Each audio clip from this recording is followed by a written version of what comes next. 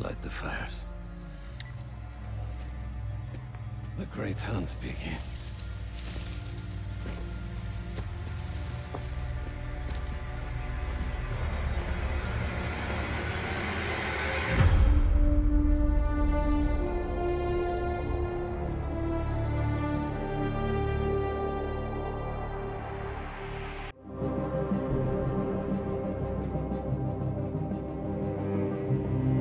Welcome back to the channel, guys. It's your boy Bower93 Gaming, and we're back with a bang.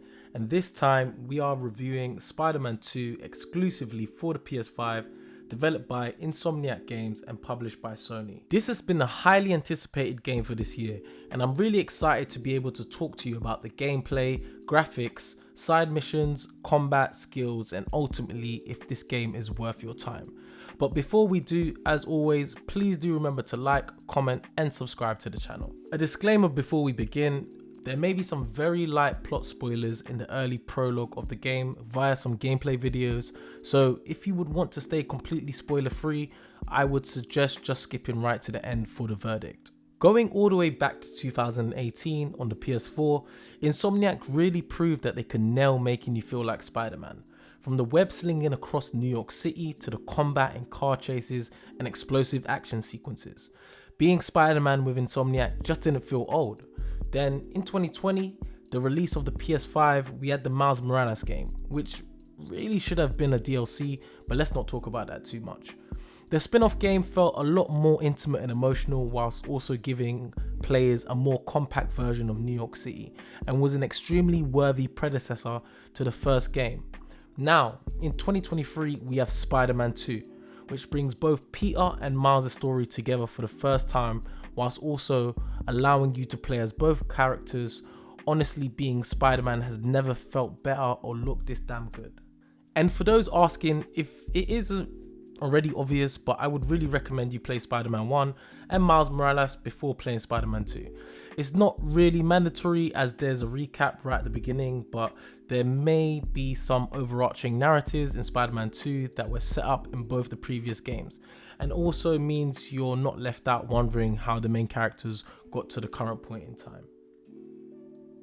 First and foremost, let's talk about the combat and gameplay. Whilst the mechanics haven't drastically improved, everything just feels much better and smoother. Web slinging still feels incredible, but the addition of gliding has really amplified the traversal across the city for me, to the point I really didn't want to fast travel to places and just wanted to swing or glide my way there. Yes, the fast travel is extremely quick and comes in handy every now and then, but swinging through the skyscrapers of New York City, doing tricks in the sky, or navigating wind tunnels to glide over both water and the city was a clear winner for me. I also loved the fact that you could switch between Peter and Miles during the open world areas. Although I mostly preferred playing as Miles due to his versatility with his bioelectric powers, the game really does well to combine both their stories without making the narrative feel crowded or shallow. Combat hasn't drastically changed either, and why would it? The mechanics were never broken to begin with, so whilst it will feel familiar, it does not at all feel repetitive or clunky. The rhythm of precision dodges, hits to rack up multiple combos, and acrobatic finishes are just hugely satisfying, and keeps fights cool, stylish, and just all round smooth. There are also now 3 skill trees, one for Peter, one for Miles, and a skill tree governing abilities that both can be used during combat, which adds to the additional levels of finesse. As you can hopefully see from the gameplay video, there are lots of different skills trees to use, which are mostly locked at the moment to not showcase any spoilers.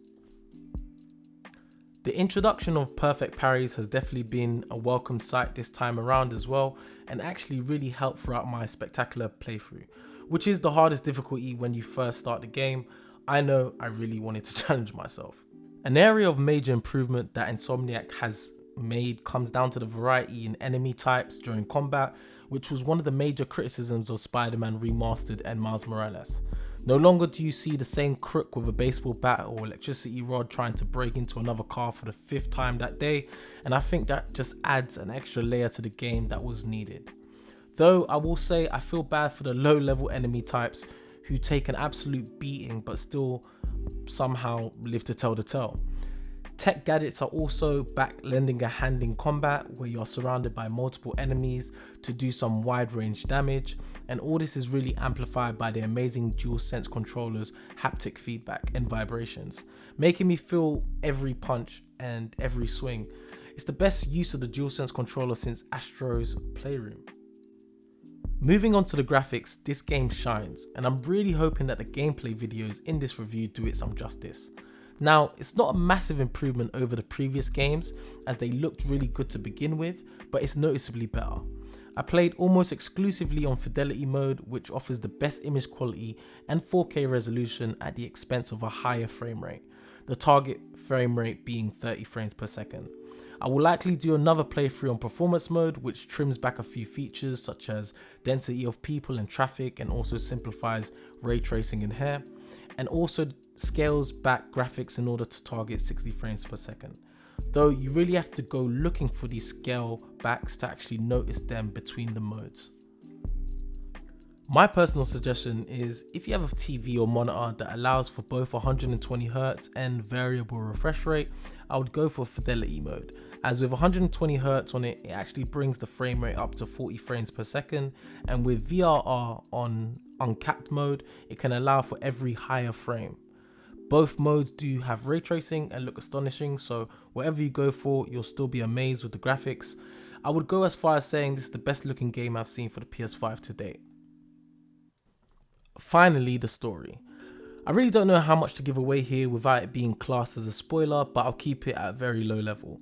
Ultimately, Peter and Miles are both trying to live their separate lives whilst also trying to be Spider-Man, which comes with its own set of issues. Both are just a little bit older and much more mature here, but they are still finding it hard to find the balance. With the introduction of Kraven the Hunter, who wants to use New York City as his own personal hunting ground, both Peter and Miles are forced to encounter villains both new and old whilst also combating their own personal demons. Yes, we all know from the trailers that Harry and Norman Osborn are back, and Venom is one of the main villains. I'll just leave it there. But note that this is without a doubt the best storytelling for a Spider-Man game to date. The side quests are unfortunately still a bit of a disappointment due to their repetitive nature. I really wasn't expecting Baldur's Gate freestyle side quests, but you would hope that as the scale of New York City has increased, the side quests would be a bit better / a bit more interesting. But they all amount to basically the same thing, going from place to place, beating up the bad guys. And of course, you don't have to do the side quests, but they are important for unlocking new skills and new suits.